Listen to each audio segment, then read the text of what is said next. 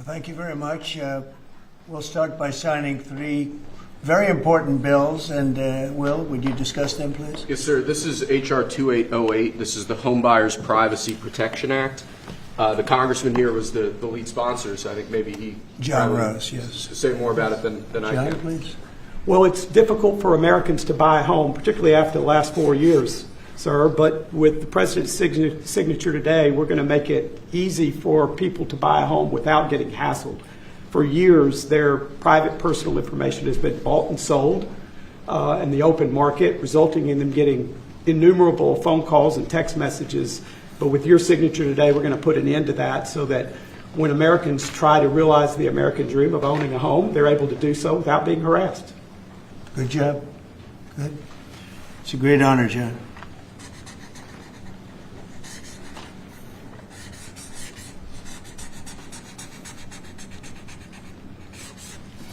Okay, there it is. And that's going to help a lot of the homeowners of our great country. John, want to hold that? Sure. Thank you, John, very much. Thank you very much. Thank you very much. Okay, Will, you go ahead. And I want to leave you with this gift from a constituent back in Tennessee. Oh, I could use that at night. It's an American flag. That's very nice. I like that. Thank you, Mr. President. Thank you very much. That's very nice. Next, we have a number of executive orders for your attention, sir. Okay. From 1789 until 1947, our nation won some of its greatest military victories under the direction of a Secretary of War operating within a Department of War. Today, with this executive order, you will authorize the current Secretary of Defense and the current Department of Defense to once again embrace this great lineage and once again be named the Secretary of War and the Department of War. So this is something we thought long and hard about. We've been talking about it for months, Pete and I, and Dan. Dan came into the fold. By the way, a great general. He headed up the, I wouldn't call it an attack. I'd almost call that one maybe even more than an attack. What he did with Iran, you saw the success of that operation. It was perfect. In fact, this was sent to me by the great company that makes that particular B-2 bomber, and it was flawless. It was actually flawless. They flew for 37 hours back and forth, and there wasn't a bolt that was out of condition. There wasn't an engine failure. There was no problem. It was a perfect attack, and it knocked out any possible nuclear capability for Iran, which nobody wanted to see, and we weren't going to put up with. So great job, Dan. And we've been talking about this Department of War. So we won the First World War. We won the Second World War. We won everything before that and in between. And then we decided to go woke, and we changed the name to Department of Defense. So we're going Department of War. And I'd like to ask our Secretary of War to say a few words. Pete Hegseth. I think it's a much more appropriate name, especially in light of where the world is right now. We have the strongest military in the world. We have the greatest equipment in the world. We have the greatest manufacturers of equipment by far. There's nobody to even compete. And you see that with this and so many other things. The Patriots are the best. Every element of the military, we make the best by far. So, Pete, I'd like to ask you and maybe Dan Raisin Kane to say a few words, please. Mr. President, thank you. After winning a war for independence in 1789, George Washington established the War Department, and Henry Knox was his first Secretary of War. And this country won every major war after that, to include World War I and World War II. Total victory, Mr. President, as you said. Then 150 years after that, we changed the name after World War II from the Department of War to the Department of Defense in 1947. And as you pointed out, Mr. President, we haven't won a major war since, and that's not to disparage our warfighters, whether it's the Korean War, or the Vietnam War, or our generation of Iraq and Afghanistan. That's to recognize that this name change is not just about renaming, it's about restoring. Words matter. It's restoring, as you've guided us to, Mr. President, restoring the warrior ethos, restoring victory and clarity as an end state, restoring intentionality to the use of force. So At your direction, Mr. President, the War Department is going to fight decisively, not endless conflicts. It's going to fight to win, not to lose. We're going to go on offense, not just on defense. Maximum lethality, not tepid legality. Violent effect, not politically correct. We're going to raise up warriors, not just defenders. So this War Department, Mr. President, just like America, is back. Thank you for your leadership and your clarity. We're going to set the tone for this country. America first, peace through strength, brought to you by the War Department. We're back. All right, thank you very much. Very well stated, and really it has to do with winning. We should have won every war. We could have won every war, but we really chose to be very politically correct or wokey, and we just fight forever. And then we'd, win. We wouldn't lose, really. We just fight to sort of tie. We never wanted to win wars that every one of them we would have won easily with just a couple of little changes or a couple of little edicts. I was told that ISIS would take 5 years to win, and Dan Kane, when I told him how long would it take, he said, I think about 4 weeks, sir. I said, what do you mean 4 weeks? I was told 5 years by the people in Washington. You know who they were? 5 years. I said, you can't do it in 4 weeks. I actually flew to Iraq to meet with him, and I met him at a big air base, and remember that famous day, right? It turned out to be a famous day for our country because you're now the head of the Joint Chiefs of Staff, which is the biggest deal.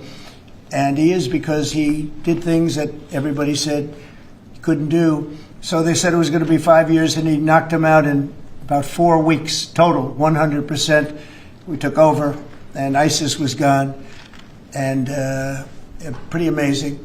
But we never fought to win, and now if we have to fight it all, we solved 7 wars. We have the one that I thought was going to be probably one of the easier ones, and that's with President Putin and Ukraine. And that turned out to be one that's a little bit more difficult, but the 7 are done. They were supposed to be much more difficult to solve. I solved every one of them, and we're going to get the other one done too. But it turned out to be a little bit more difficult than I thought. And it'll get done, or they'll be held to pay. But because they're losing 6 to 7, it used to be 5. I used to tell you 5. Now it's almost 7. I guess 7,000 people last week. 7,813 people, young soldiers, died. Russian and Ukrainian, not American soldiers. But it's a shame, and it's just they're human lives, and I want to see it stop. But General Kane's done a fantastic job, and again defeated ISIS, which they said would take a long time. And it didn't take a long time at all, and did other things that people said really couldn't happen. We have the greatest equipment in the world. We have the greatest soldiers in the world. Dan, say a few words, please. Yes, sir. Thank you, Mr. President. It's a true honor for me today to represent the incredible men and women of America's joint force. Today and every day, the 2.8 million service men and women stand ready to fulfill our sacred duty to protect America at home and abroad. As the President said, America's military is the single most powerful fighting force in the world. The mission you and the Secretary have given us is clear and unambiguous: to deliver peace through overwhelming strength. And I remind everyone that the U.S. military can reach any adversary at the time and place of our choosing. Service to this nation is an incredible gift, and we're grateful and honored every day to do so. Thank you, Mr. President. Well, thank you, and it's an honor to sign this. And we will do that right now.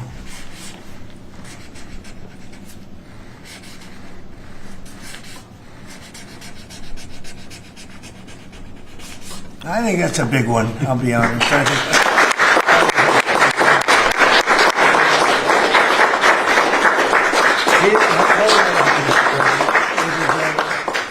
That's a big one. It's a big one, Mr. President.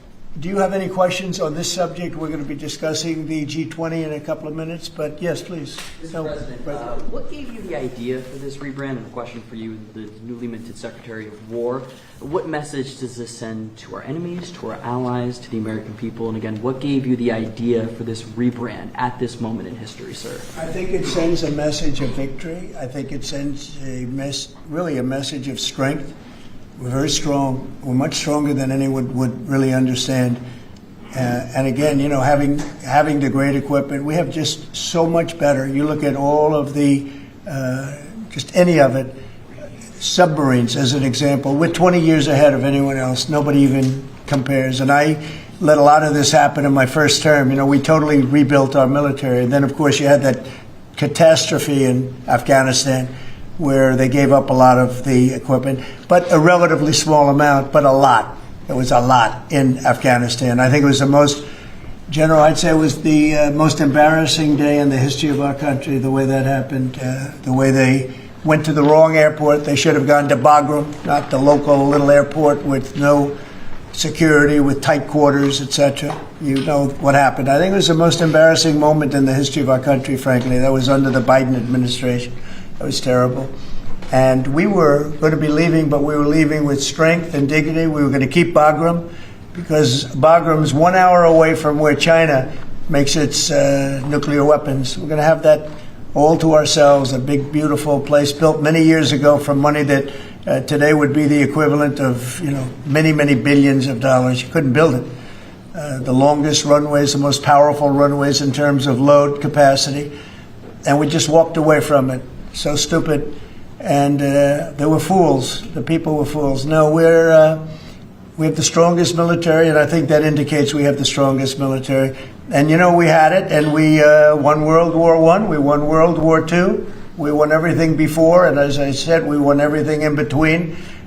And we were very strong, but we never fought to win. We just didn't fight to win.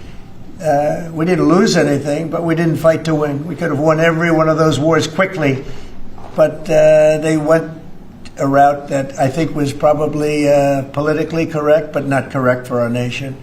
So I think the Department of War sends a signal. Yeah, please. Mr. You alluded to this a little while ago, but you said that this rename is a, quote, a good reflection of where the world is at right now. How do you square naming it the Department of War when you've been pursuing peace in so many different parts of the world? Well, I think I've gotten peace because of the fact that we're strong.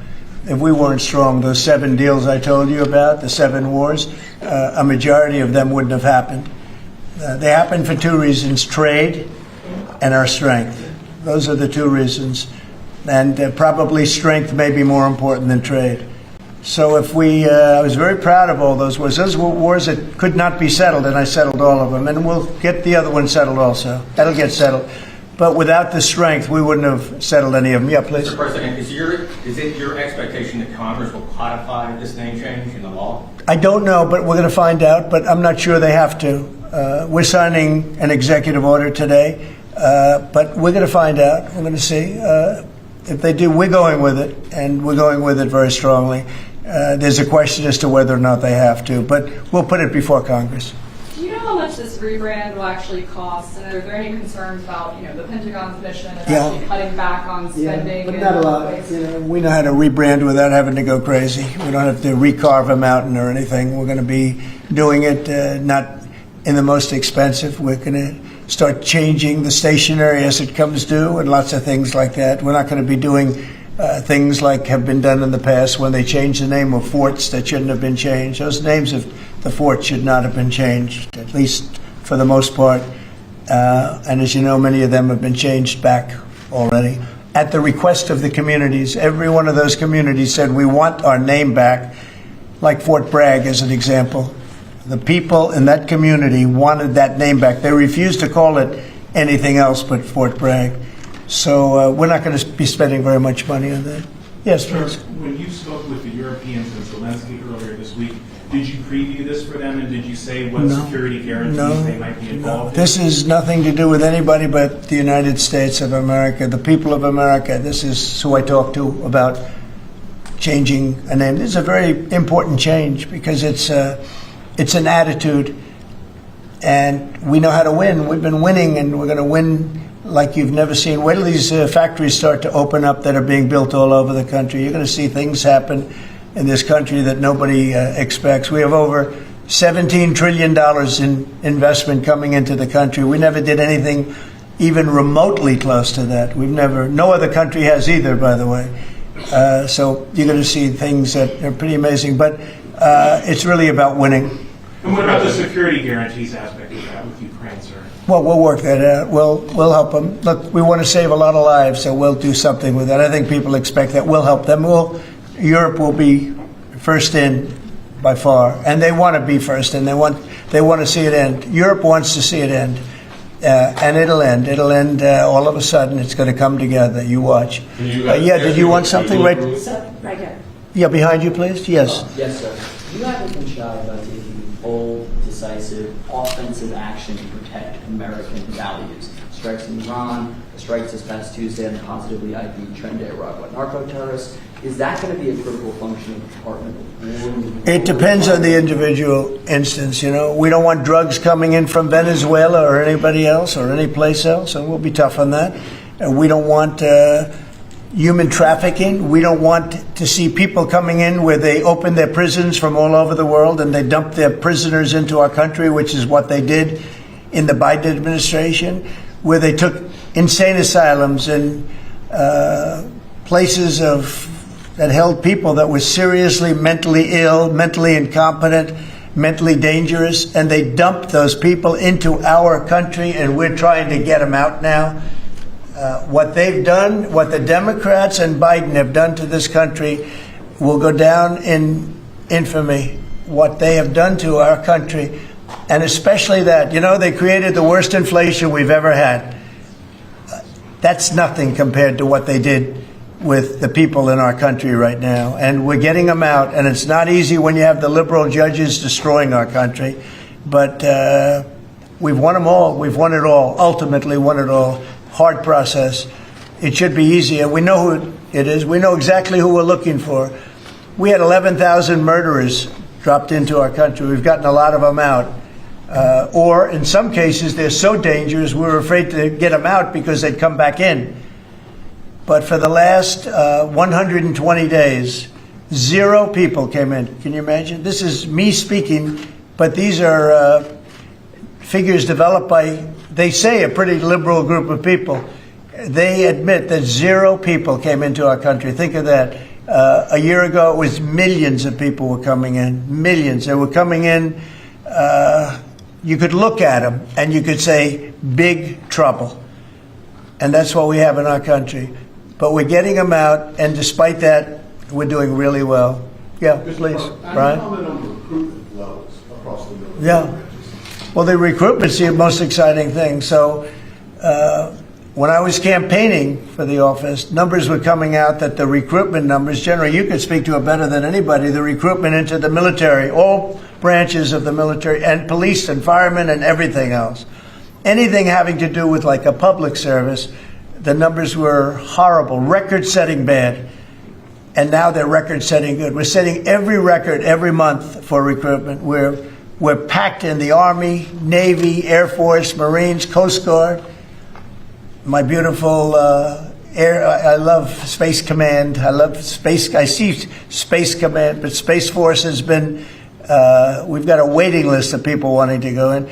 A year ago, especially a year and a half ago, you know, when I took the lead in the polls, which was very early, it really helped with the recruiting. And when I won from November 5th on, it's been amazing. And over the last 4 or 5 months, we're just packed. It was very hard to get police officers. Now the departments are loaded up. Everyone wants to be a policeman or woman. So it's been a great thing. General, do you want to talk about that? Sure. As you said, serving our nation is an incredible gift that we give, and the reward on that gift pays back exponentially year over year. And I think the young people of America are seeing the importance of service, and whether it's in any of our armed services or in local police, fire, or rescue, service is an important thing that I personally encourage, and I know everyone else in government service sees that same reward. And Peter, on recruitment? I was down at Fort Benning, the newly properly renamed Fort Benning, yesterday, watching Army basic training, and they're so full they can't barely handle the throughput. It is truly historic across all the services, as you said. It's been a surge into the, I was going to say the Defense Department, but I will say the War Department. And that you might almost call it a vibe shift, an attitude shift, a feeling that the country is back, that service is back. And there were military families last year, Mr. President, that said, I don't know if I can recommend, I wrote a book on this. I don't know if I can recommend service to my son or daughter, given what's been done to our military. You heard it over and over and over again.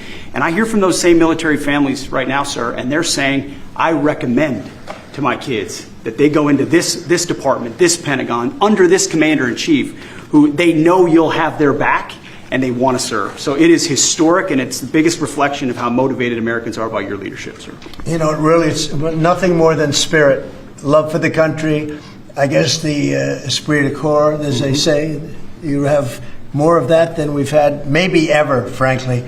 But to see a turn over a period of less than a year, I would say, but to see a turn, nobody wanted to go into the military. Now everybody wants to go into the military. Jennifer, you wanted? Yeah, there's some new reporting on North Korea and this Navy SEAL incident in 2019. Can you say if the administration has engaged with North Korea on that incident since it happened recently? Yeah. And then can you share some records? I don't know anything about it, no. I'd have to, I could look, but I know nothing about Can you it. confirm that it happened? I don't know anything about it.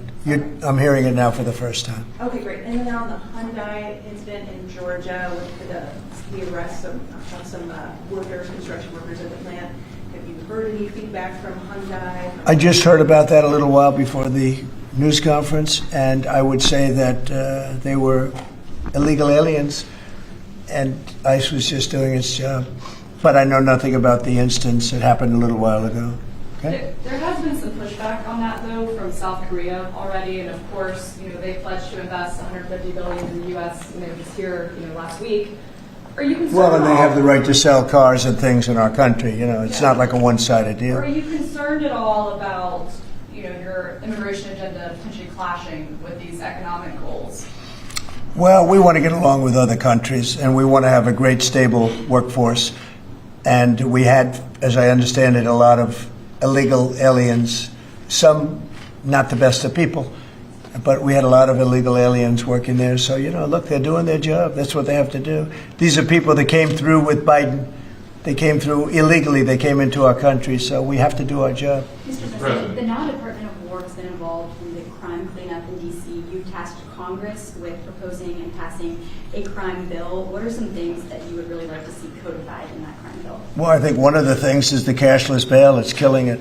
When that came out, the first time, that's when you saw the real big crime start to happen. Cashless bail, what a disaster that is. You murder somebody, you don't have to put up bail, and you go out in the street and you murder somebody else. That's what's happened. It happens so often. And that's one of the things. And other of the things you're reading about, it's a standard, but just a certain toughness. I have to say, one of the elements of fascination for people over the last period of time has been what's happened to D.C. So we've gone from one of the most dangerous cities in our country to what they call a safe city. It's a totally safe city. In fact, I set up dinner in Washington, D.C. next week. I wouldn't have done that, to be honest. I would have had an obligation not to do it before I came into office, or even at the very beginning when things were so corrupt and so dangerous out on the streets. So Washington, D.C. has had virtually no crime. We even have a mayor that's admitting to it, and she's a, liberal Democrat, in all fairness. She's a person that hasn't gotten exactly along with Republicans over the years. And she said she's never seen anything like it. So Washington, D.C. is a totally safe city. We have virtually no crime.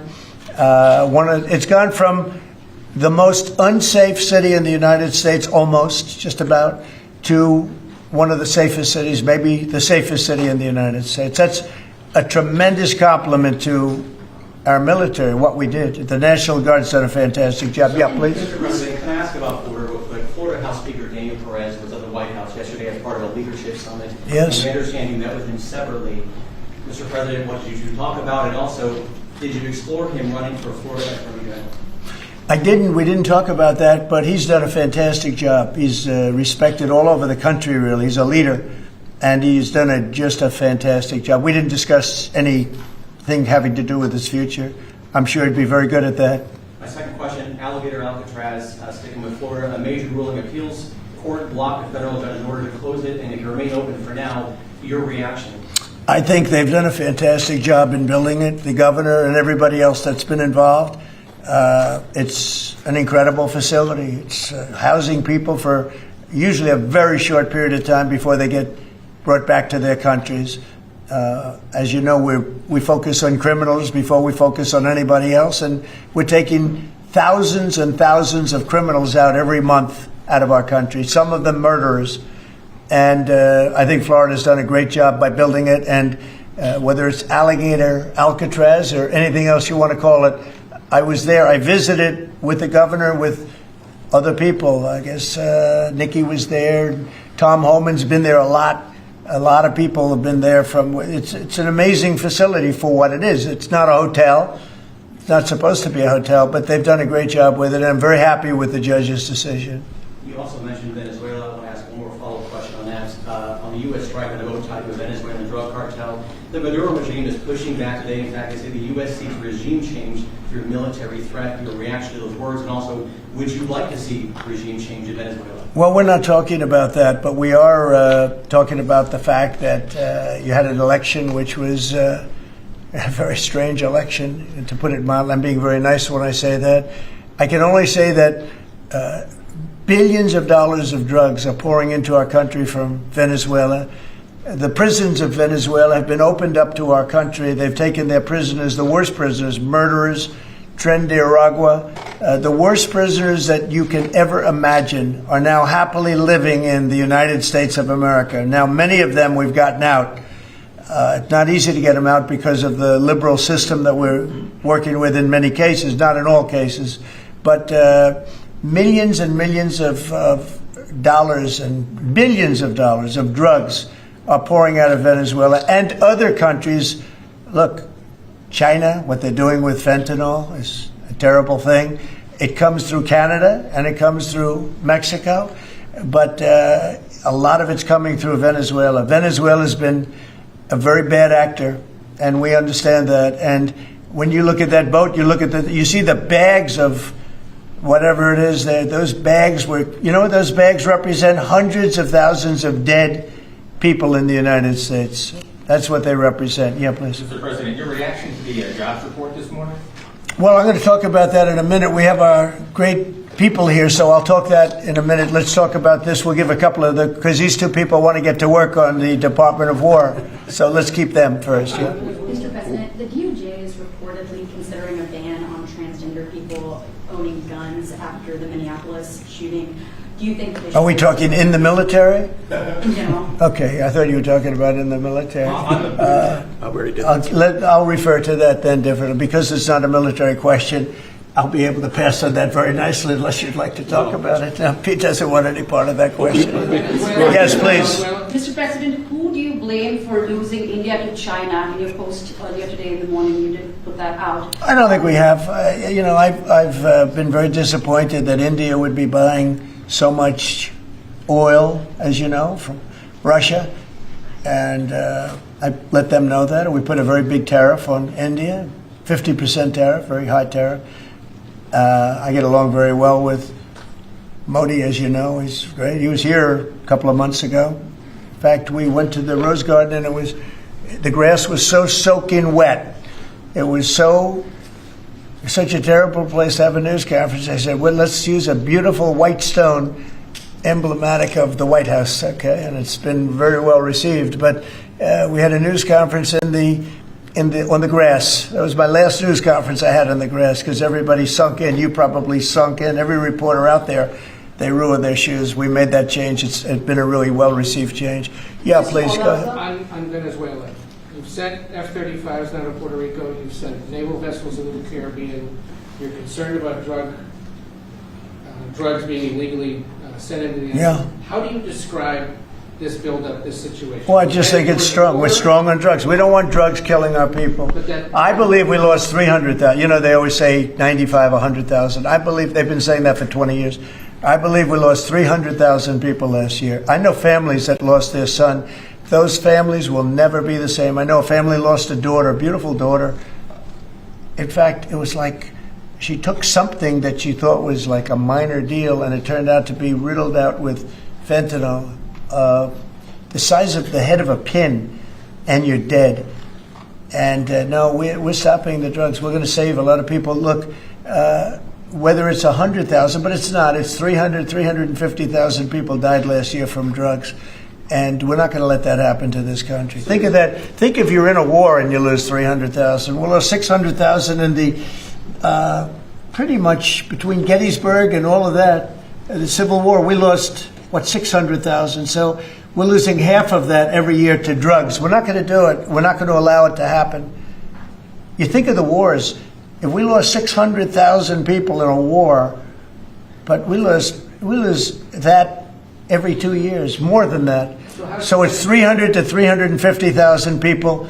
And when I see boats coming in, like loaded up the other day with all sorts of drugs, probably fentanyl mostly, but all sorts of drugs, and we're going to take them out. And if people want to have fun going on the high seas or the low seas, they're going to be in trouble. I will tell you, boat traffic is substantially down in the area that happened. And they called it the runway. It's a runway to the United States. And boat traffic is very substantially down on the runway. You can imagine why. I think anybody that saw that is going to say, I'll take a pass. I don't even know about fishermen. They may say, I'm not getting on the boat. I'm not going to take a chance. What happens if Venezuela flies jets over U.S. naval vessels again? Well, I would say they're going to be in trouble. We'll let them know about that. We heard that happen, but it wasn't really over, not like they described. But I would say, General, if they do that, you have a choice of doing anything you want, okay? If they fly in a dangerous position, I would say that you can, you or your captains can make the decision as to what they want to do. All right? Sure. Sir, How close we did they get? have one more. You said they didn't go over. Say it? How close did they get? You said the planes didn't. Well, I don't want to talk about that, but if they do put us in a dangerous position, they'll be shut down. Thank you very much, everybody. So we're going to now cover the G20, and I'm going to let these people go back to the Department of War and figure out how to maintain peace. Okay? Thank you very much. Thank you. Congratulations, General. Thank you very much. Appreciate it. Great job. Sir, just before G20, we do have one more EO for you today. And I should also say that the Department of War EO that you signed was actually your 200th EO since you came back into office on January 20th. That's more than Joe Biden did in his entire term in office, more than Obama did in either of his 2 terms in office. So it's a momentous accomplishment, and congratulations. That's good, but Biden never signed one. No, yeah, you've done every one up in here. They've been signed by the auto pen, right, didn't he? So we really beat him by much more than you think. The 201st executive order, sir, this relates to hostages and wrongfully detained Americans. This provides a new legal mechanism to declare foreign countries to be countries that engage in those sorts of practices, and gives your administration powerful tools to get American hostages out. This has been a focus of your administration this time around. Adam Bowler's here, and he's done incredible work already. This will give him even more. I think it's great, and Adam's amazing. So, Adam, do you want to describe how many hostages we've gotten out together, you and I, and you and a couple of other people that we know, and me and a couple of other people that you don't know, but we've gotten a lot of hostages. Do you want to describe it? Mr. President, you brought back 72 hostages since your term. If we compare that to President Biden, he has gotten 20 taken. So he is negative 20 taken. 20 taken. They don't take our people so often. So, Mr. President, when we spoke, you said that was a primary focus, and I'll tell you the job is easy because of you. And we paid nothing, too. We pay nothing. They pay $6 billion. They always paid $6 billion for 5 people. $6 billion.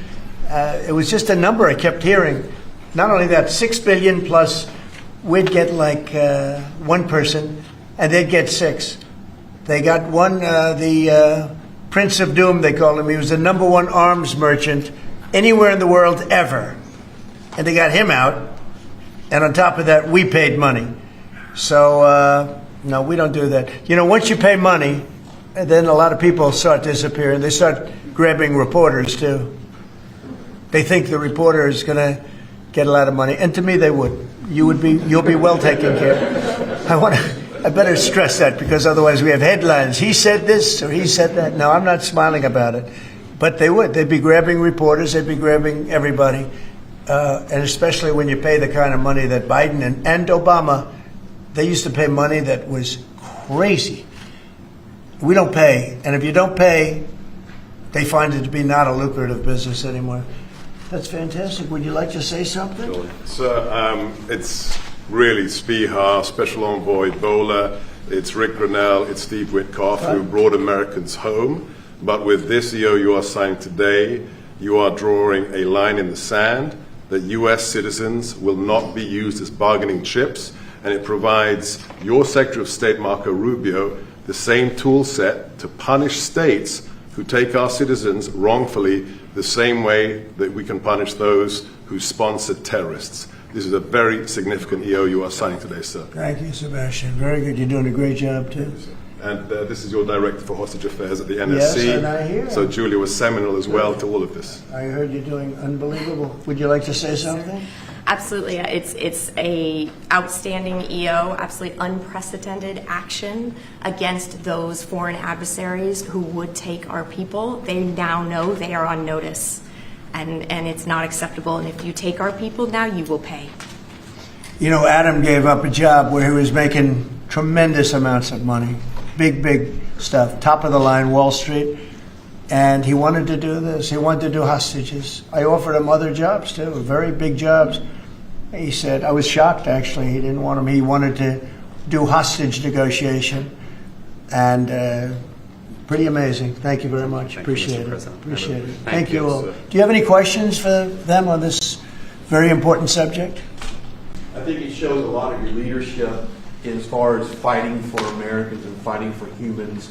And to think that, Joe Biden went in negative territory. Oh, he went way negative. Way negative, and you're actually making progress on this. I think this does send a message to the world that we don't negotiate, we're going to stay strong in that type of what they call business.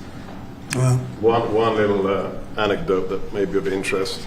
We were told by numerous families who had missing loved ones during the Biden administration that this building, Biden's National Security Council, told those families not to talk about their missing loved ones, to be quiet, not to create any pressure on Biden and on Jake Sullivan, the key propagator of the Russia hoax. This administration has met with those families on a weekly basis. Right. People like Adam, yourself, sir, your envoys are doing everything to get every single American home. Not to tell them not to talk about their loved ones, but bring them home. Well, I can tell you one story that was amazing. A few weeks ago, very little written about it, but there should have been. But it was a very nice gesture. The head of Belarus, who's a very respected man, strong person, strong leader, he released 16 hostages. John Cole, a lawyer who works for me, great lawyer actually, one of the greatest lawyers. But John Cole was over there, and he heard that they had hostages. And you know about this. 16 people he released. And I just want to thank the head of Belarus. But while John was over there, they had, I believe, another 1,400 hostages. Now, not from us, from places all over the world.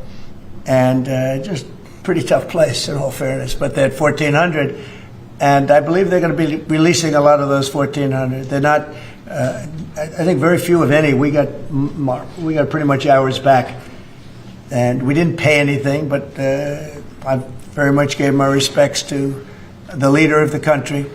Was again, he's a very strong man, but he's got 1,400 or 1,500 or a large number, and we're talking about releasing them. Some are political, I guess. A lot of them are political. And looks like they're going to be released at some point in the pretty near future. So it's a great thing. They have to respect your country. If they respect you and they respect your country, they release it. If they don't, then you have to pay $6 billion. I mean, $6 billion. Can you imagine that, paying $6 billion? Kind of related, but not really. But could you comment on Tina Peters, who's been locked up in behind bars from Colorado within the election? I think you put out a truth a couple days ago about it. We have a wonderful woman who was an election official, and she saw cheating in Colorado, and she viewed it as horrible, and she said, what's going on here? And she went to the machine and she tried to open to find out whether or not it was cheating. And they went to her and they said, did you touch this machine? Yes. And they arrested her. They arrested her instead of the people that did the cheating. It's a state charge, so it's hard to do anything with, but we're gonna do something. What they did in Colorado, look, Colorado just went to all mail-in voting. That means they cheat. That's why they lost, that's one of the reasons, but that's a big reason why they just lost the whole Space Command situation that is going to Alabama. But when you have mail-in voting, you have nothing but cheating. But this woman is a real patriot, and they put her in jail for a long time. She's 72 years old, 73 years old, and she wanted to find out. She didn't do anything. She touched the machine. She looked at the machine. She's trying to find out what was going on, and they went and arrested her for doing that, and it was supposed to be the other way around. I'm glad you brought that up. They should let her go, let her out. Thank you. Yeah, please. This isn't really a subject that's talked a lot about, Mr. President, but what about your team's strategy has made them so effective getting a record amount of these hostages, many of whom have been forgotten about home? I think they respect us. I think they respect us. They know we're not going to pay. Adam is a great negotiator. Steve Witkoff is a great negotiator. Seb is a great negotiator. They're all smart people. They're a little bit natural negotiators. Some people aren't good negotiators. There's nothing you can do about it. And they're afraid of you, sir. Yes. Yeah, well, maybe. I don't know. I hope so, or whatever. We have the best. I'd like to say respect, but whatever it takes. Yeah. I actually say whatever it takes. But we've got a lot of people out, and we'll continue. We don't have too many in. How many are you working on right now? There's not a lot left. We got most of our people out. We got them mostly back. Mr. President, do you have an update on the negotiations to release the rest of the hostages in Gaza? We're in very deep negotiation with Hamas. We said, let them all out right now, let them all out, and much better things will happen for them. But if you don't let them all out, it's going to be a tough situation. It's going to be nasty. That's my opinion. Israel's choice, but that's my opinion. They got to let them out. You got 20, plus you have about 38 dead people. Young, beautiful, dead people. And I'll tell you, the parents want them every bit as much, almost more, than as if their son or daughter were alive.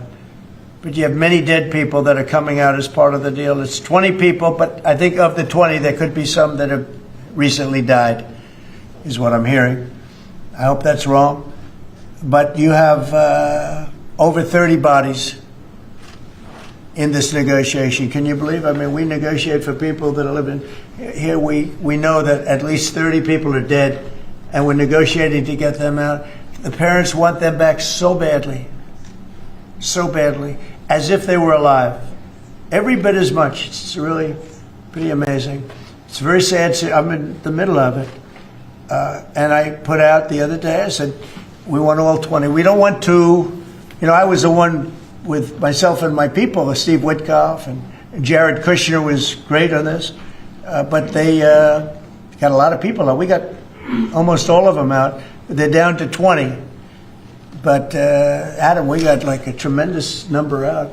But I always said, when you get down to the final 10 or 20, you're not going to get them out unless you're going to do a lot. And doing a lot means capitulation. That's no good either. It's a very tough situation. But I put out the other day, let them all out. Every single one. No more twos and ones. We'll give you one this week, and in 2 months we'll give you 2 more. And there's negotiation going on right now. Okay. And real quick, what is the biggest challenge negotiating with Hamas right now? 10 to 20, what do they want to let them free? Well, they're asking for some things that are fine. Look, you have to understand, you have to remember October 7th. People forget October 7th. It's not an easy thing to forget, right? But people forget, or they maybe purposely forget October 7th. So, you have to put that into the equation very strongly. It's amazing. Some people even deny it. They deny it. They're crazy. But I've seen tape that's as violent as anything that you can imagine. Many of you have seen those same tapes. So you have to put that into the equation too. So it's not an easy situation. It's a tough one. But there are 20 people, maybe a little less, but there are 20 people that we want out. We want the bodies of these parents. They are. I've never seen anything like it. The level of love that they have, they want their children back. And I see demonstrations, big demonstrations in Israel about the hostages, not about the war, about the hostages, which puts Israel in a tough position because, it's tough to prosecute a war when you have people they want the 20 people back. They just want them back very badly and everything that goes with it. So it's very sad. Thank you very much. We're going to talk now about the G20. I figured we could wrap 2 or 3 up. The last time I took a day off, everybody said bad things happened to me. You know that, Sept? I took 1 day off. I didn't take it off. I was working. In fact, I was here. But I didn't do a news conference, and they said bad things happened to the president. Well, they're fake news, Mr. President. It's fake news. If you look, Biden, he had a press conference. He missed it for about a year, right? About a year. And I never saw any stories like that about him. He didn't have, and when he had one, they'd ask him, what flavor ice cream do you like? He'd say vanilla. How many times have they asked him that question? What's your favorite ice cream, sir? Vanilla. Okay, that's enough. Thank you, ladies and gentlemen.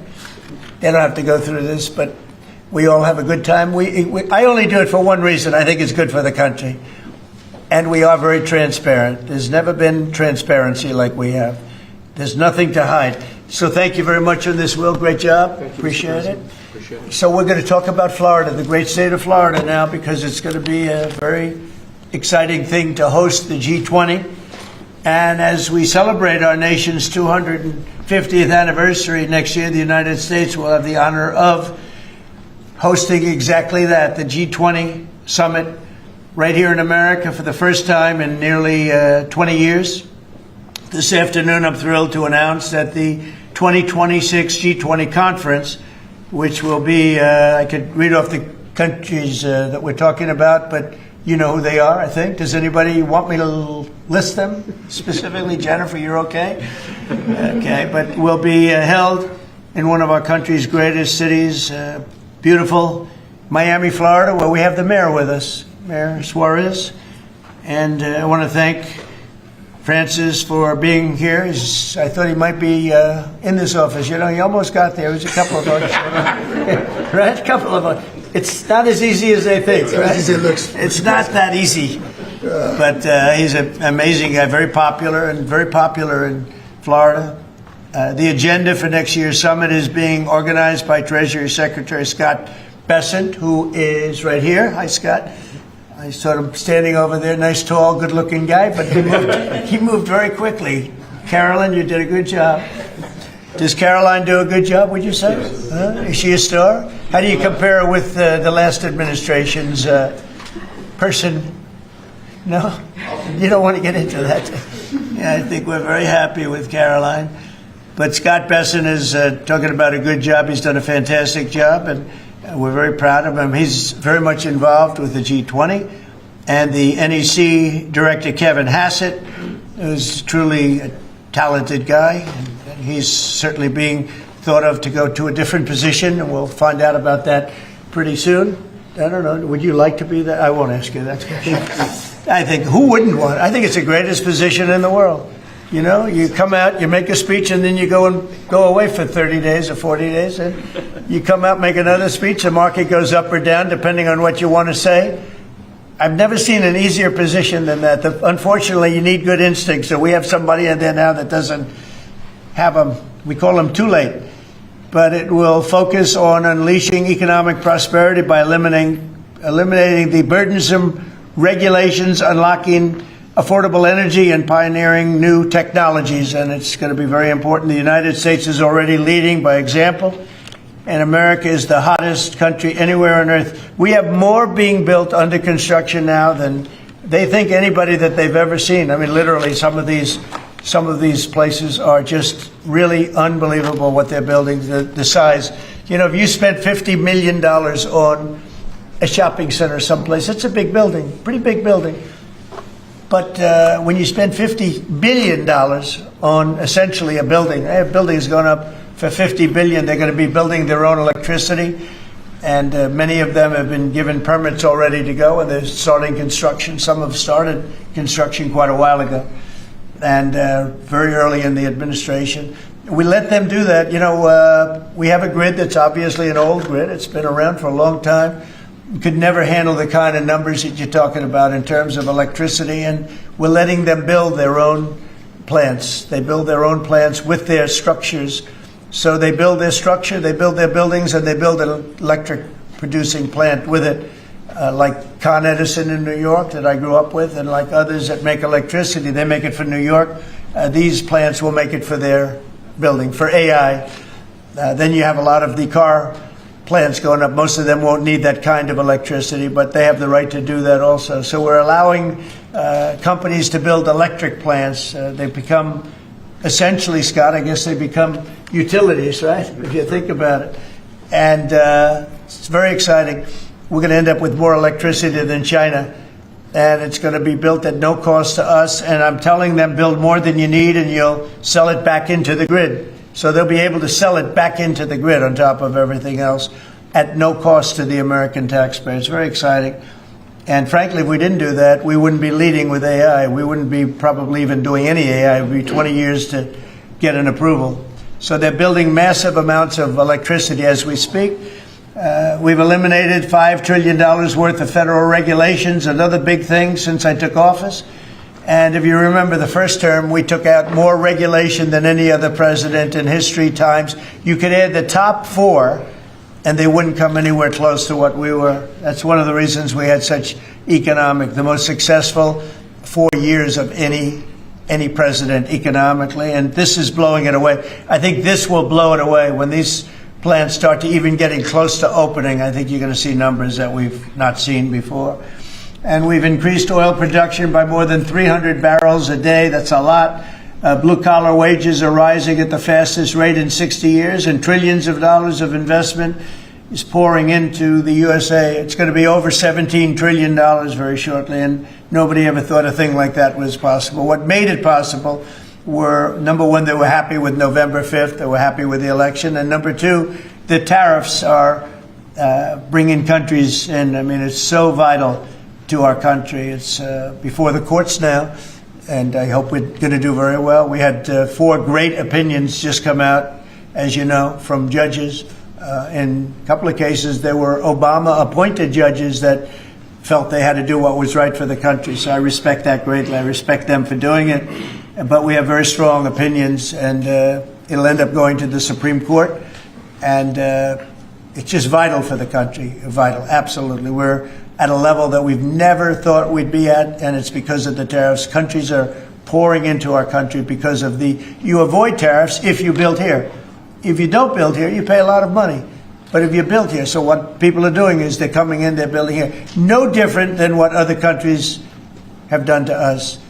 But we have a big advantage over other countries. We have a market that we built up during our 4 years that was amazing. We took a commanding lead during that 4-year period. So it's a very exciting thing, but I look forward to showing our incredible success to the world when we visit Miami next year, and I'd like to ask Mayor Suarez, truly a highly respected gentleman who's loved in his city, and we're gonna do a great job. We're gonna work together and do a fantastic job. Mayor, would you say a few words, please? Of course. Thank you, Mr. President. It's a tremendous honor to be with you here today in the Oval Office to make this historic announcement. Just looking at the sign, which is so beautiful. Good job. Yeah, it's a great job.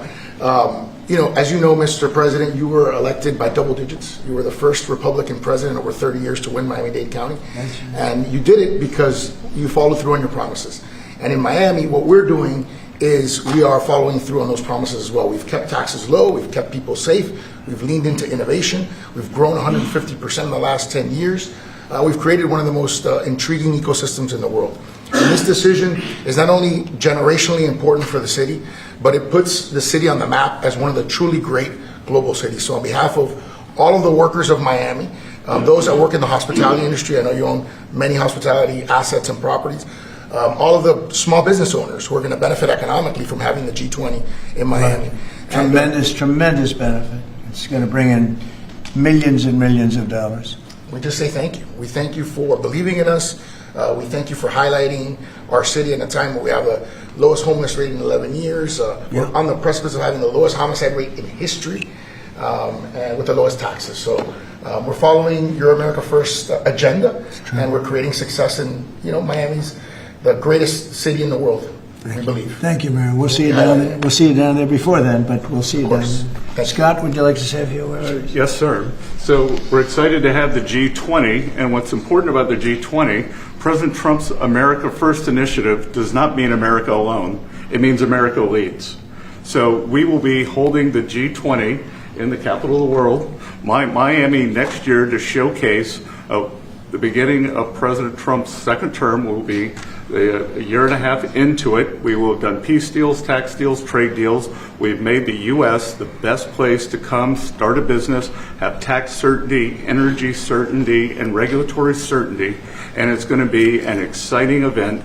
And the U.S., just as the President was saying earlier about the Defense Department of War, the U.S. is back on the international stage as a leader. We have whittled down the G20 back to basics. We are making it work for the American people better than ever. We have the G20 had become basically the G100 this past year. So it will be a concentrated group in Miami, seeing the best America has to offer with American leadership, thanks to President Trump. Thank you very much. Great job, and a great job you're doing. Kevin, would you like to say a few words? Sure. Mr. President, I think this G20 meeting, where the world leaders will come to the great city of Miami, is going to be viewed as one of the most important meetings in global history, because what's going to happen is the golden age is going to be documented so well in the data by next summer that you're going to have one of the best speeches written for you that you've ever seen, because we're just going to be talking about the accomplishments of the next year. I think so. A lot of these plants are going to be open by then. Yeah, exactly. And a lot of jobs are coming in, like I think we've never seen before. It's going to be great. Monica, would you like to say something? Thank you, Mr. President. We're so looking forward to having the United States of America host the G20 in Miami in December of next year. And we're also looking forward to having this as a showcase of American strength, vision, innovation, and power under your bold leadership, Mr. President. It is going to be the G20 in the Trumpian golden age. Thank you very much. Any questions on the G20? Can I just, G20. You just said a moment ago that you were very complimentary of Kevin's work, and I was just wondering if he's your man for Of Kevin? Yes. Yeah, I am very complimentary. I think he's fantastic. For the Fed, he's your man. I didn't say that. I said he's fantastic, but no. I sort of know who I'm going to pick, but no, I didn't say anybody in particular. But Kevin is certainly one of the three. They say four, but probably three. That he's a highly respected person. He's great. He's great. He believes in low interest rates, and we all do. But sometimes you have to raise them to stop inflation. We had the worst inflation, I guess, essentially that we've ever had in the Biden administration, and it really hurt people. You know, costs are way down. Our energy costs are way down.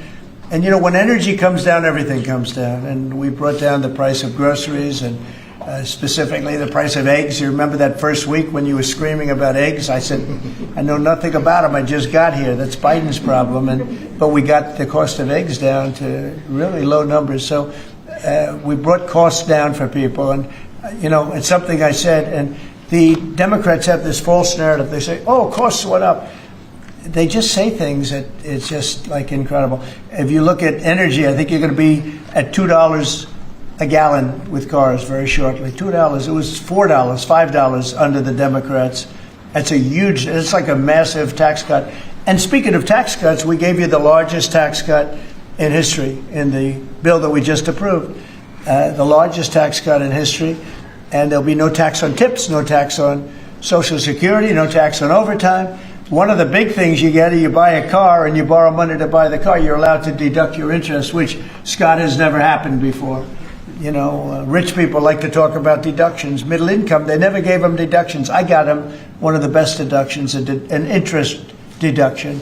So it's great. Jennifer, please. Yeah, a couple questions on the G20, sir. Is there any update on your plans to attend this year's G20? And then are you saying for next year? I won't be going this year. It's in South Africa. I won't be going. JD will be going. Great vice president. and he looks forward to it. But no, I won't be going to that. And then on the guest for 2026, are you saying it'll just be exclusively the 19 countries and the 2 blocks? There won't be any? No, we're going to invite other countries as observers. They call them observers, but they'll have something to say. But we're going to invite Poland. Already I've issued them an invitation. They're great. They were just here, as you know. Great leader, great new leader. One of the big surprises, I was so happy I endorsed him, actually, and he won. And he's going to be a great leader of Poland. But I've invited Poland already. What about Russia? What about Russia? Oh, that's interesting. I haven't thought of that. No, I haven't thought of that. That's an interesting question. I'm going to think about that for a little while. Mr. President, you just mentioned that the tax cut bill. Why the rebrand from One Big Beautiful Bill?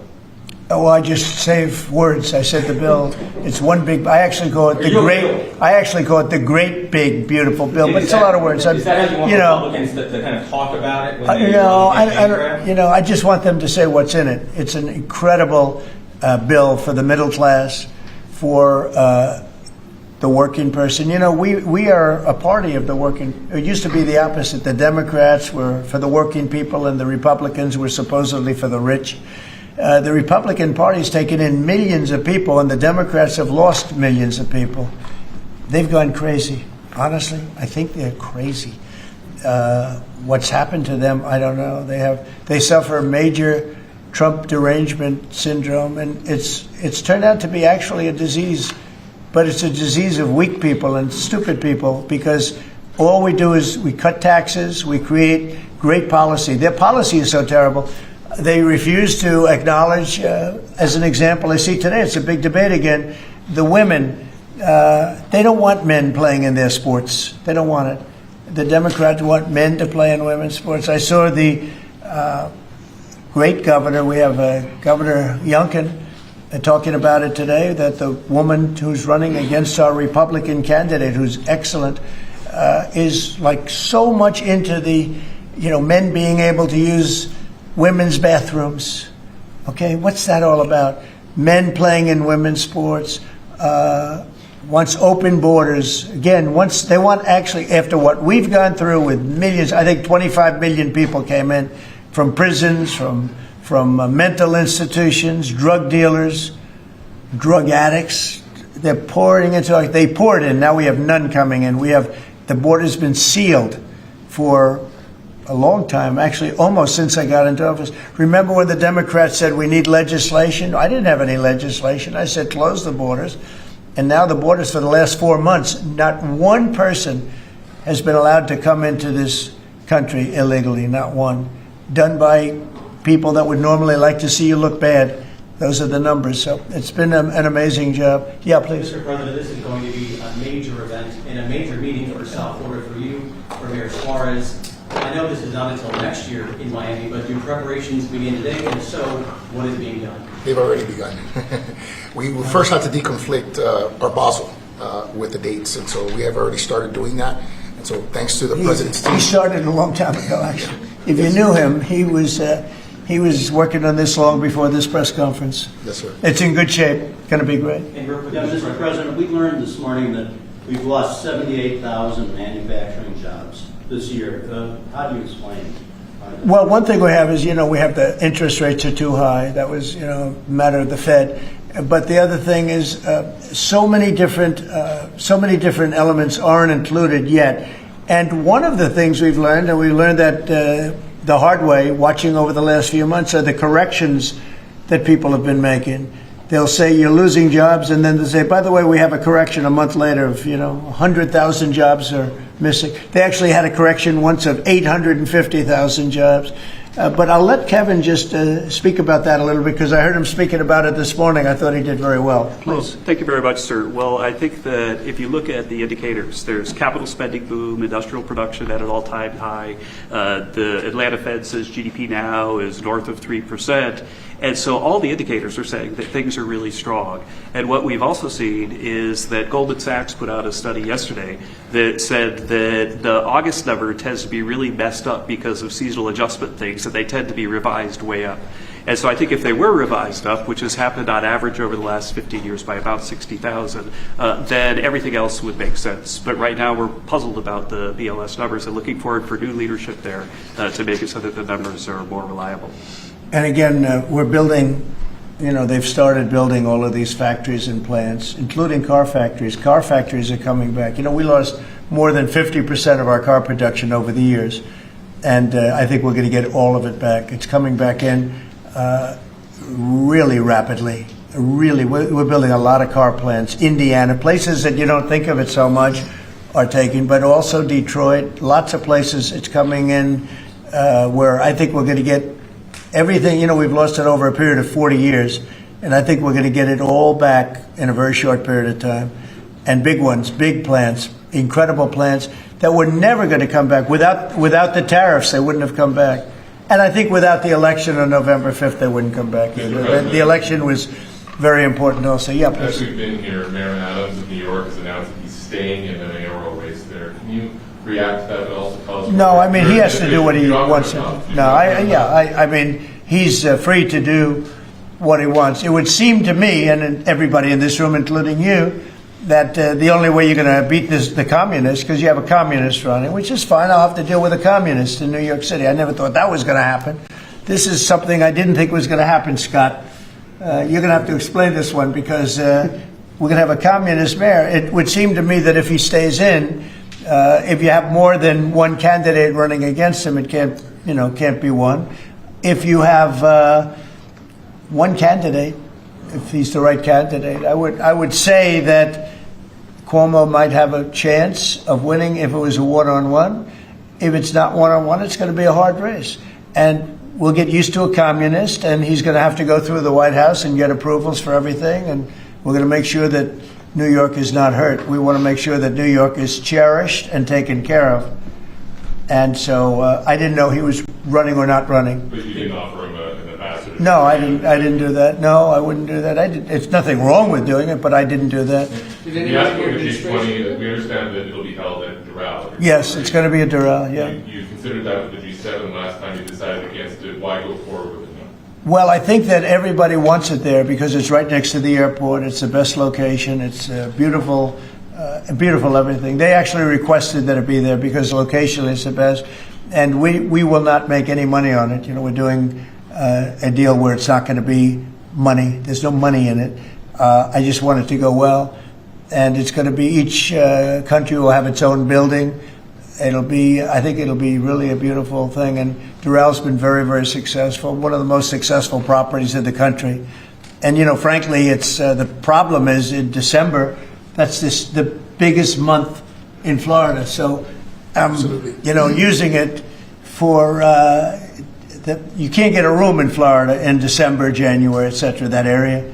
And that's the time we're talking about. So, from that standpoint, it's not good, but we want to make sure it's good. I think Doral would be the best location. And again, they'll have their own buildings. It'll be incredible for them. And being like 10 minutes, less than 10 minutes from the airport, and it's a big airport, international, all of the planes will be able to land, go right into their quarters. So I think it'll work out very well. Earlier on your Fed answer, sir, you said that you're looking at maybe 3 candidates. Or 3 candidates. Should we interpret that you like Secretary Bessent in his current role? Well, I like him too, but I had him as a 4th. I had 4. You were talking about 4. Now I'm talking about 3. He told me I'm not leaving. He wants to be doing. And if he was leaving, he would certainly be one of the people I'd want. But I asked him specifically. I could ask him right now, would you rather stay where you are as Treasury, or would you rather go to the... Sir, I'm the only person on the planet who does not want the job. Okay. He really told me, he said, I love what I'm doing. Should we assume... I wouldn't want to really take him because he is doing a great job. Are the top 3 still then Mr. Waller? I am looking at Kevin also, and I'm looking at... I would say you could say those are the top 3. Good job. It's very good. You're saying that you believe Andrew Cuomo would be the best one-on-one candidate against him? Well, I think if I'm only going by the polls. It's not an endorsement or anything. It just seems that he's second. And what you do to win is you take the guy who's second and you hopefully add 1 and 2. But maybe if the 1 isn't getting out, then he's not getting out. And that's okay. I think the mayor's a very nice person. I helped him. He was got caught up in a scam by the Biden administration, what they did. So I helped him out a little bit, but I would understand why he doesn't do it. I do think this. I think if you have more than one candidate, we've got ourselves a communist mayor in New York. And I don't like communist mayors. I don't like them. Yeah. You passed one big beautiful bill, sir. 5 months, all these slew of events next year. World Cup, G20, all America 250.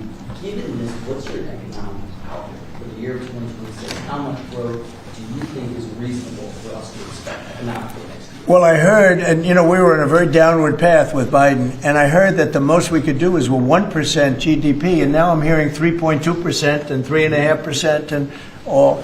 And our big year won't be really next year. I think it'll be the year after, because when these plants start opening up, it takes a period of time to build them. We're going to have tremendous job growth. It's unprecedented. We have unprecedented in history. There's never been anything like it, because we're going to have more than $17 trillion invested. There's never been anything like that. If we did $1 trillion in 1 year, and this is 6 months, 7 months, because we really focused on it over the last 6 months. But we're going to be doing. Nobody's ever seen numbers like this. When this stuff starts opening up, our country's being rebuilt. And by the way, Washington, D.C. is being rebuilt. In addition to the fact that we have a safe city now, and our National Guard was fantastic and worked with the mayor, worked with everybody, we're also doing a refurbishing of Washington. We're going to redo some of the roads, the surfaces. We're going to redo the medians. We're going to take the broken tiles off the tunnels and put brand new tiles up. And we're going to regrass all the parks. They're going to be regrassed by people that build world-class golf courses, and not necessarily people that work for me, because I don't care about that. I just want to, I'm very good at grass. Grass has a life, just like you have a life, right? It has a life. Well, this grass has been up longer than, it's like 4 lives, okay? That's why there's a lot of areas where there's just no grass. But we're going to regrass all of the parks. We're going to, in a year from now, you won't even recognize it. Graffiti's gone, the tents are gone, the medians falling into the roads are gone, the potholes will be gone, the marble's going to be polished and beautiful. It's all going to be beautiful. We're working with Clark Construction, who's one of the, well, definitely the biggest here, one of the biggest in the country, and they've been great. And we're going to do about a 10-mile radius from the White House, from the Capitol, looking sort of at both of them, go right in the middle of both of them and start drawing circles. And everything is going to be spit-shined. When the head of Poland came here last week, and when other leaders came here, a lot of them have been here over the last 8 months.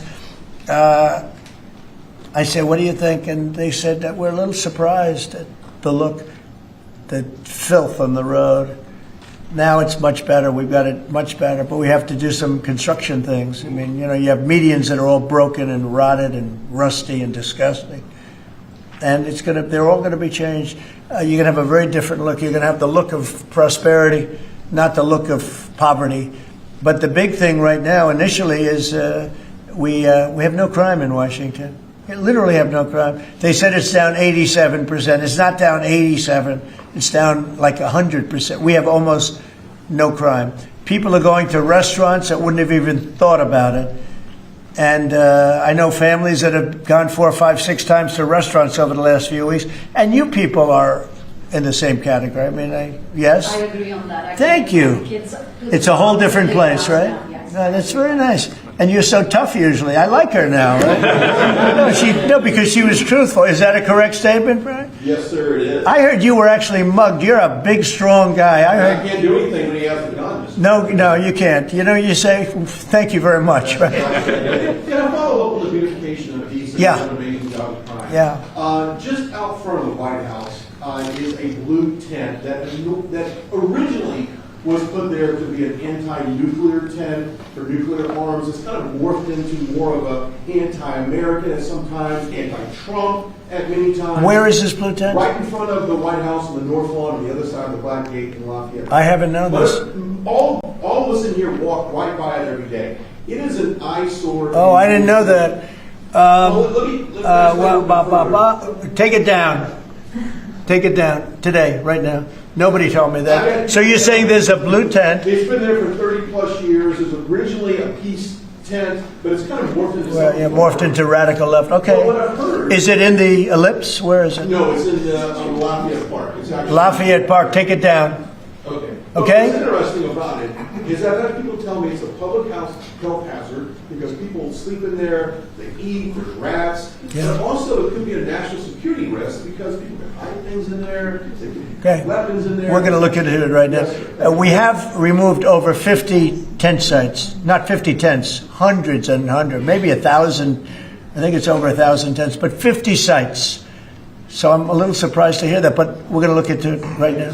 Lafayette. On the National Guard, Yes. the DC mayor has, of course, gotten on board with their plan for DC, but the DC Attorney General has said that he plans to, that he's suing you for Yeah. your federalization of the police. What's your Can you imagine we have an attorney general who's not related at all to the mayor, by the way? You know, it's a totally separate department. We've got so many separate departments. You have the district attorney has nothing to do with the mayor. The whole thing is crazy. But how about this? We just set a record on low crime in Washington, D.C., and we have a man suing us to let us go back to high crime. We're going to have to be here for a little while to make this really work long term after we're gone. And so we're going to meet that head on, and I suspect we'll be very successful. And I can always declare a national emergency because this was a national emergency. But right now we have the safest city. We have now one of the safe cities in the country. We had almost the worst. I mean, a city that was as bad as some of the horror shows that you've heard about for years. And we're going to fix some of those horror shows too. Okay? President, the Google ruling today that you posted on Truth Social about the Europeans fining Google. So Google is a great company. Yeah, Google is a great company, American company. Apple is a great American company, and so many others. And the European Union, I don't know why they do it, but they have been fining them numbers that have been astronomical. More so before I got here.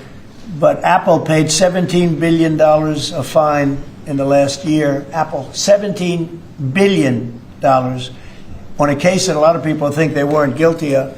And no, I'm going to be speaking to the European Union about it's not fair.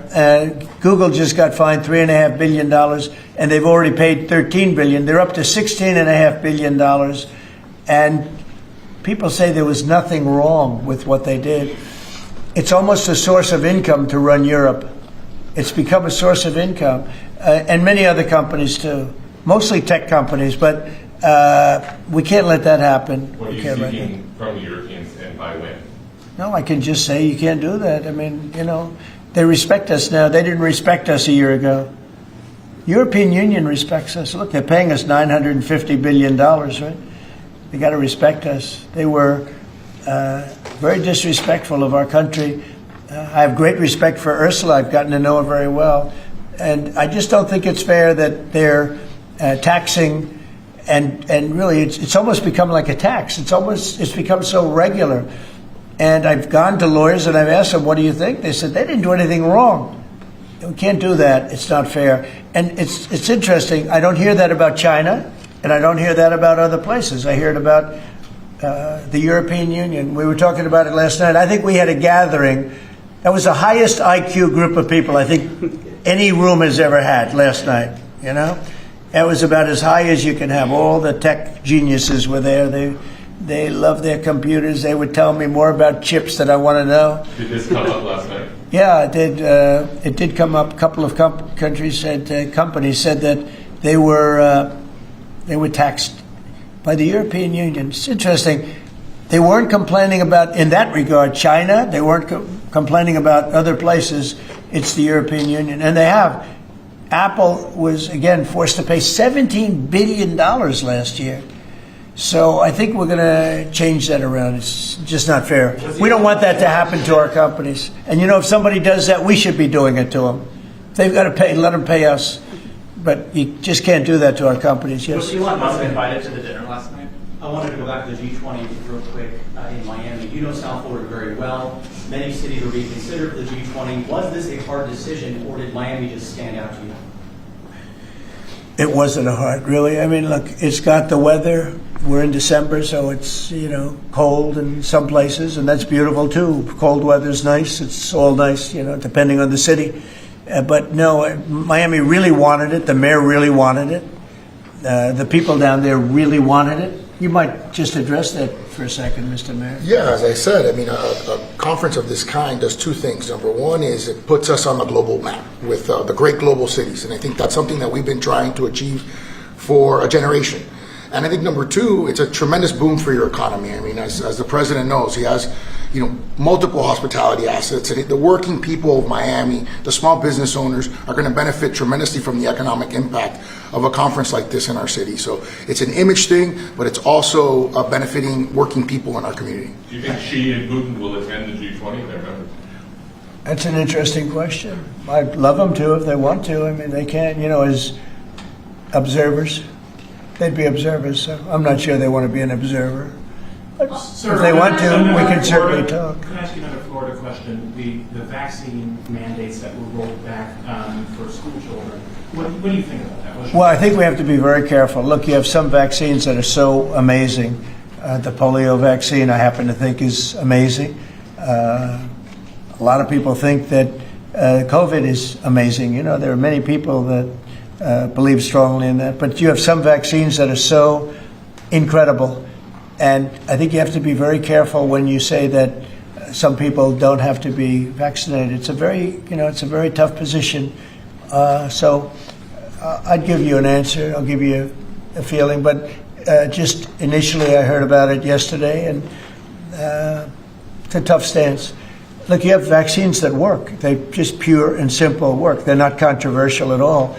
And I think those vaccines should be used. Otherwise, some people are going to catch it, and they endanger other people. And when you don't have controversy at all, I think people should take it. Okay. One more follow-up on your comments on the taxes. On the upcoming tax bill, are you discussing, do you want that new tax bill to eliminate inflation from calculating capital? When you say the upcoming tax bill, because when you have an upcoming, we just passed the biggest tax cut in the history of our country. So there's nothing upcoming. There's something that we just passed. So we passed the biggest tax cut in the history of our country for the middle class, for the worker. And that's the only bill that we're really talking about. We did a good job. It's very comprehensive. And I will say the Democrats, if you gave them every point that they wanted, every point that they've dreamt of all their lives, you wouldn't get one Democrat vote. They really are. They've become deranged, sick. It's crazy. If you gave them a list of the top 10 things that the Democrats wanted and you put them in a bill to get passed, you wouldn't get one vote. It's the only thing they have. They stick together, but they're dying. They're down to 16% approval rating, the lowest rating in history for either party. And we have the highest rating we've ever had. The Republicans have the highest rating we've ever had. On the National Guard, have you decided which city that you want to go into next? Yeah, I have. I have.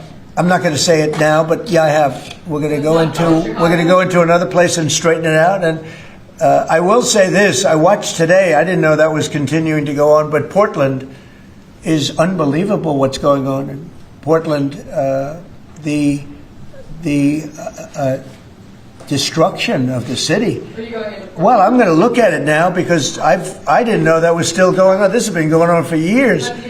So we'll be able to stop that very easily. We'll be able to stop. But that was not on my list, Portland. But when I watched television last night, this has been going on. You wouldn't be standing if you were the mayor. You would be. Can you imagine what they're doing? They're walking in throwing smoke bombs into stores. These are paid terrorists. Okay. These are paid agitators. These are professional. I watched that last night. I'm very good at this stuff.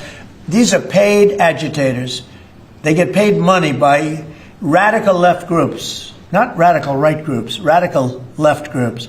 And they get paid a lot of money. And you see it with the signs. They all have perfect signs that are printed. They look as good as that sign. Those signs aren't made in basements. They're made at professional printing offices, and they cost a lot of money.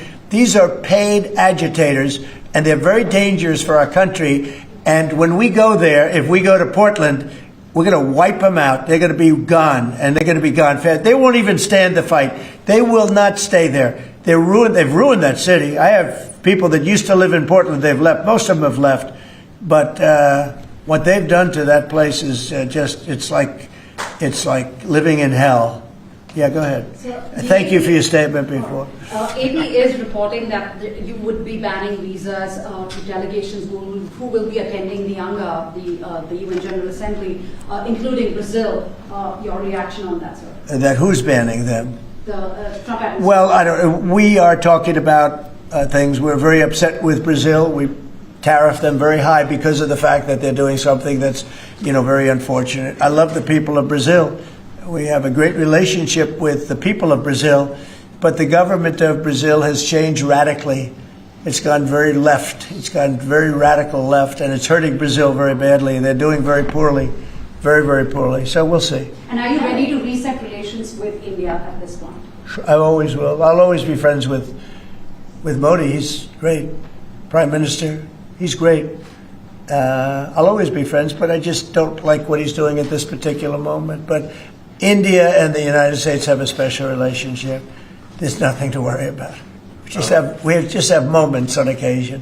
How are trade talks going with India and with other countries that you haven't reached a trade deal with? They're going great. Other countries are doing great. We're doing great with all of them. We're upset with the European Union because of what's happening with not just Google, but with all of our big companies. They just hit them with these unbelievable fines, $17 billion and $14 billion.